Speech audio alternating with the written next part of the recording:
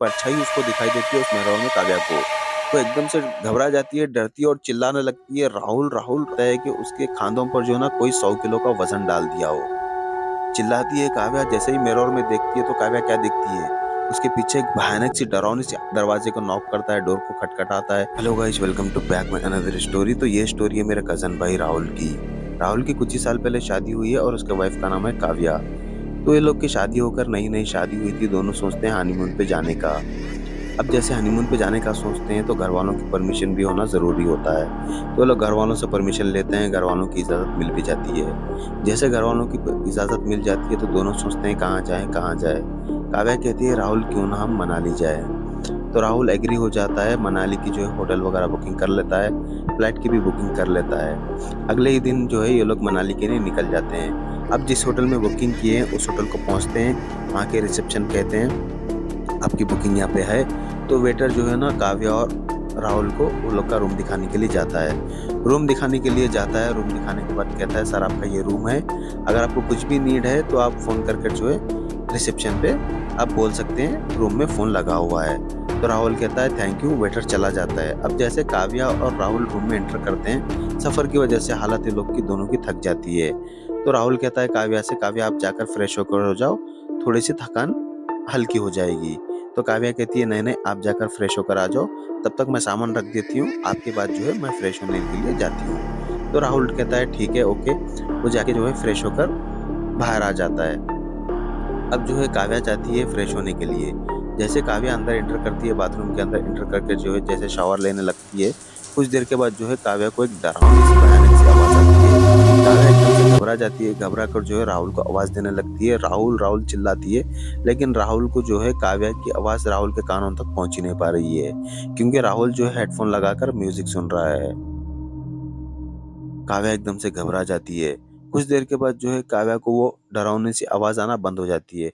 तो काव्या सोचती है सफ़र करके आए हैं, हालत थक गई है, हो सकता है दिल और दिमाग का वहम होगा। उसको जो है नज़रअंदाज कर कर काव्या फिर से शावर लेने लगती है। तो शावर के सामने है ना एकदम एक मिरर लगा हुआ होता है। तो वो शावर लेते-लेते है ना अचानक से वो मिरर पे नज़र पड़ती है काव्या की।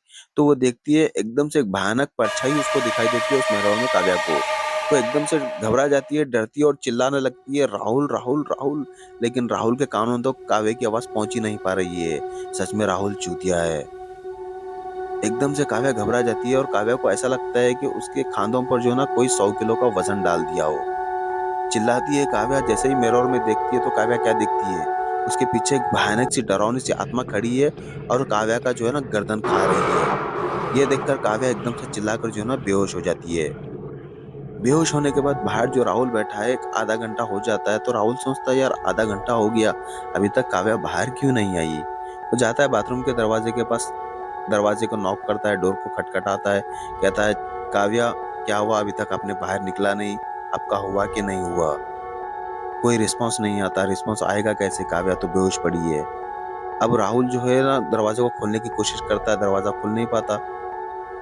राहुल सोचता है कुछ ना कुछ तो गड़बड़ है, तो धक्के मार मार कर जो है ना दरवाजे को खोलता है और शुक्र है ऊपर वाले का दरवाजा खुल जाता है। राहुल जैसे ही एंटर करता है बाथरूम के अंदर, देखता है काव्या नीचे गिरी पड़ी है। अब राहुल एकदम से डर जाता है। राहुल सोचता है कहीं पैर वगैरह फिसल कर जो है ना काव्या नीचे गिर गई होगी। तो वो चिल्लाता है काव्या काव्या, कहता है, उसको उठाने की कोशिश करता है लेकिन वो उठ नहीं पाती। ये देखकर जो है ना एकदम से राहुल डर जाता है और डर कर जो है ना नीचे रिसेप्शन पर फोन करता है। उसको फोन कर कर बोलता है कि ऐसे ऐसे हादसा हो चुका है, मेरी बीवी उठ नहीं पा रही है। रिसेप्शन वाले जो है ना तुरंत इमरजेंसी पे कॉल लगाते हैं। कॉल लगाने के बाद एम्बुलेंस आ जाती है होटल को और लेडीज नर्स जो है ना आकर काव्या को हॉस्पिटल लेके जाते हैं। हॉस्पिटल लेके जाने के बाद कुछ घंटे के बाद काव्या को होश आता है। होश आने के बाद जो है ना सारी स्टोरी ये राहुल को बताती है काव्या, उसके साथ में क्या क्या हुआ। वो जिस टाइम पे स्टोरी बता रही थी, बाजू खड़ी एक नर्स उसकी स्टोरी सुन रही थी काव्या की। तो नर्स उसको काव्या को पूछती है कि ये किस होटल की बात हो रही है और आपने कहाँ रुका था, कहाँ ठहरा था। तो काव्या कहती है कि हमने इस होटल में रुका था, रूम नंबर हमारा 304 था। नर्स कहती है जिस होटल और जिस रूम की आप बात कर रहे हो, यहाँ पे लोकल लोगों में ये कहानी बहुत मशहूर है। ऐसा माना जाता है कि वो रूम में एक भयानक आत्मा का जो है वास है। ये सुनकर राहुल और काव्या जो है और भी डर जाते हैं कि ऊपर वाले का शुक्र है कि हम दोनों को कुछ नहीं हुआ। नर्स कहती है जिस होटल में आपने रुका था, जो जिस रूम की आपने बात कर रहे हो, ऐसा है कि कुछ साल पहले वहाँ पे एक लड़की का मर्डर हुआ था, तब से ये सिलसिला चालू है। काव्या और राहुल ये सुनकर जो है ना वो तुरंत पुलिस स्टेशन जाते हैं, वहाँ कंप्लेंट दर्ज करते हैं। कंप्लेंट दर्ज करने के बाद पुलिस को लेकर होटल पहुँचते हैं। पुलिस कहते हैं स्टाफ को वहाँ के जो भी ये लोग का सामान है तुरंत लेकर आकर दे दो।